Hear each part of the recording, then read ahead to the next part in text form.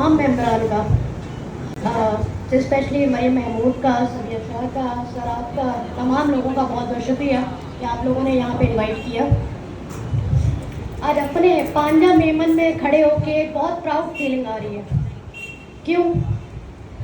मुझे 35 साल हो चुके हैं इस बीमारी में लड़ते हुए, और मेरी पेरेंट्स को अगर मैं कहूँ तो उसमें तकरीबन 40 साल हो चुके हैं इस बीमारी के साथ।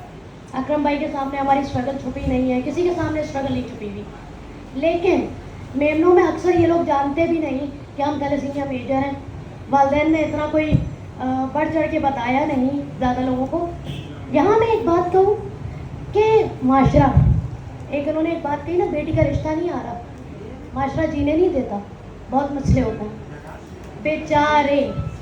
ये लफ्ज़ बहुत आम है, हमारे माँ बाप को ये सुनना बहुत पड़ा, क्योंकि मैं थैलेसीमिया मेजर, मेरे साथ 2 और बड़े भाई थैलेसीमिया मेजर, उसमें हमारे माँ बाप ने हमें कोई कमतर फील नहीं करवाया।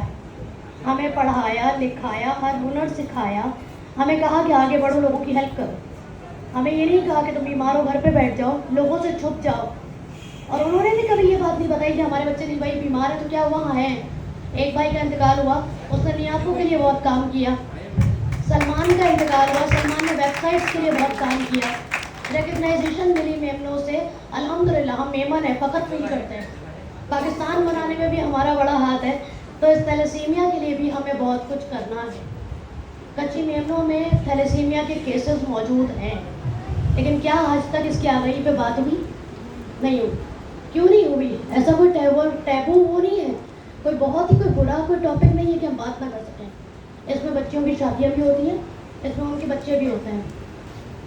मैं अपना आपको बताती चलूँ तो मैं 35 साल थैलेसीमिया मेजर हूँ। मैं इंटरनेशनली अब पाकिस्तान को रिप्रेजेंट कर रही हूँ।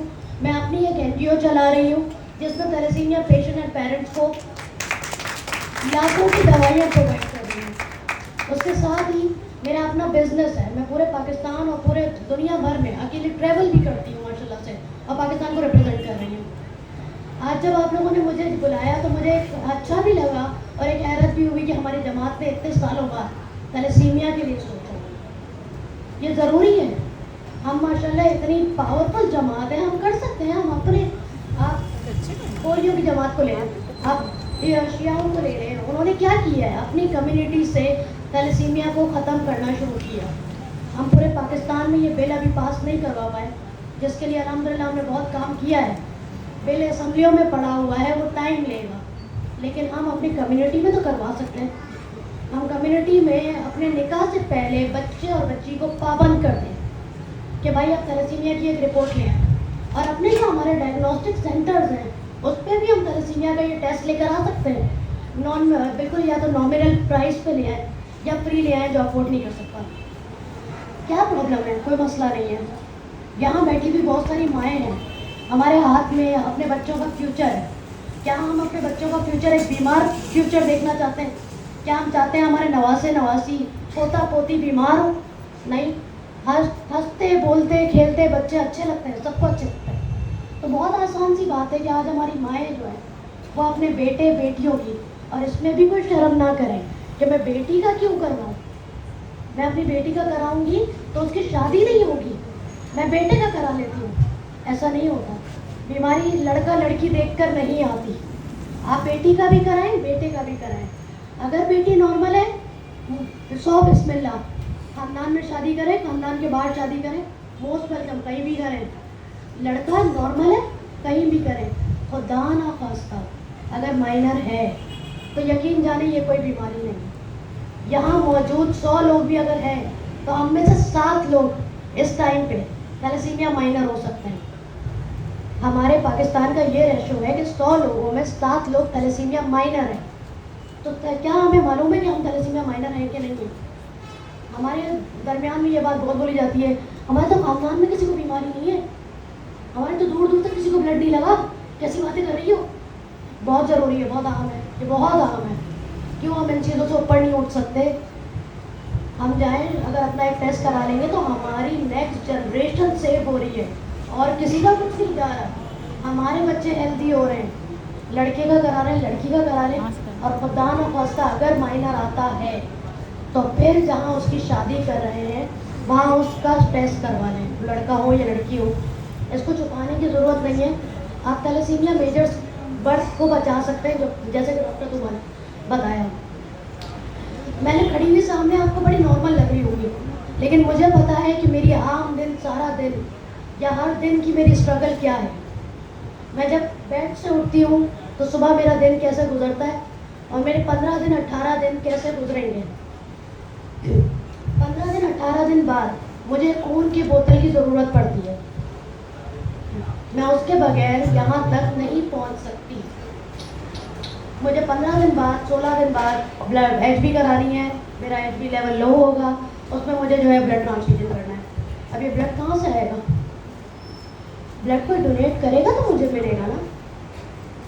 और ये ब्लड कौन डोनेट करता है? कोई आम इंसान जिसको मैं शायद जानती भी ना हूँ।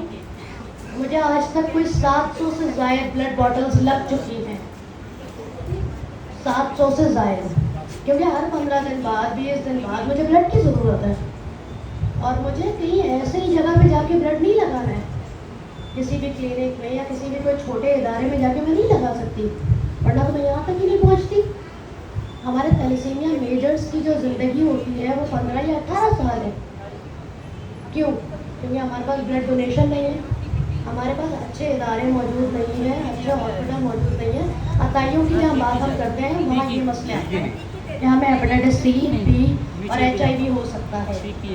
उसके लिए मुझे बहुत मयारी इलाज लेना पड़ता है, जिसके लिए मैं माहाना 35,000 रुपये खर्च करती हूँ।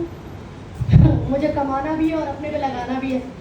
तो क्या इन सारी चीज़ों से अगर एक ब्लड टेस्ट, 2,000 का ब्लड टेस्ट, 2,000 का ब्लड टेस्ट है, चले जाएँ डॉ से करा लें, वो सही नहीं है कि अगर आपके पोता पोती नवासा नवासी को इस बीमारी से गुजरना पड़े, उससे बेहतर एक 2,000 का टेस्ट। और बहुत सारे इदारे तो फ्री करते हैं। हेल्प की बात करें, प्राथमिक की बात करें, बहुत सारे ऐसे इदारे जो फ्री करते हैं। आपको लाजमी उनके पास जाना चाहिए और टेस्ट कराना चाहिए। अब मुझे ब्लड लग गया, अब ब्लड की सर्वाइव तो मैंने लगा लिया, मुसलसल लगाए जा रही हूँ। अब जब मेरी बॉडी में एक फॉरेन ऑब्जेक्ट जा रहा है, मेरा अपना ब्लड नहीं, वो मुसलसल जा रहा है, उसकी वजह से कोई तो दवाई मच रही होगी, उसमें मैं अपना फौलाद बढ़ाई जा रही हूँ। अब फौलाद अगर मैंने नहीं निकाला तो सिंपल सी बहुत मिसाल है कि गाड़ी को जंग लगता है, हमारी बॉडी को, हमारे दिल को, हमारे जिगर को जंग लगना शुरू होता है और हम बहुत जल्दी मौत की तरफ जाना शुरू हो जाते हैं। अब उसको निकालने के लिए हमें क्या करना है? महंगी दवाइयाँ। आज से 1980 या 90 की बात करूँ तो हमारे पास सिर्फ एक इंजेक्शन हुआ करते थे, डेस्परॉल, और उसमें हमें 8-8, 10-10 घंटे जो है वो लगा के रखने पड़ते थे, और बहुत महंगे भी हैं, अभी भी हैं महंगे।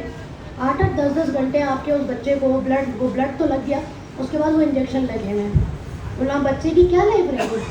ना वो स्कूलिंग कर सकता है, ना वो बाहर जा सकता है। वो इंजेक्शन लगा के 8-10 घंटे एक जगह पे आइडल बैठा हुआ। उसके बाद थोड़ी टाइम गुजरा तो अब हमारे पास टैबलेट्स आ गई हैं, लेकिन वो टैबलेट्स कितनी महंगी हैं।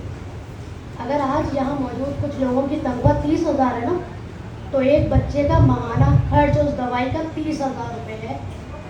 अभी अगर मैं अरेंज करने जाती हूँ किसी बच्चे के लिए तो मुझे 40,000 रुपये पर बच्चा पड़ता है। 40,000 रुपये की दवाइयाँ जब मैं अरेंज करती हूँ तो वो बच्चा 1 महीने सर्वाइव करेगा और अगले महीने फिर 40,000 की दवाइयाँ चल। तो जिसकी तो तनख्वाह ही 30,000 है, 40,000 है, वो कहाँ से कर पाएगा ये सब कुछ मैनेज? उसके लिए बहुत सिंपल सी बात, हमने जो गुजार दिया, जो मौजूद हैं हम उनकी हेल्प कर रहे हैं, लेकिन कम्युनिटी बेस पर हमें इसको इनिशिएट करना होगा और हम साथ हैं आपके। हम पे फाउंडेशन हमारी पूरी, हमारे वालिदैन का नाम, हम सब आपके साथ हैं। इसको इनिशिएट करें कि कम्युनिटी के अंदर एटलीस्ट हमको इसको थैलेसीमिया फ्री कर सकें। बहुत शुक्रिया, थैंक यू।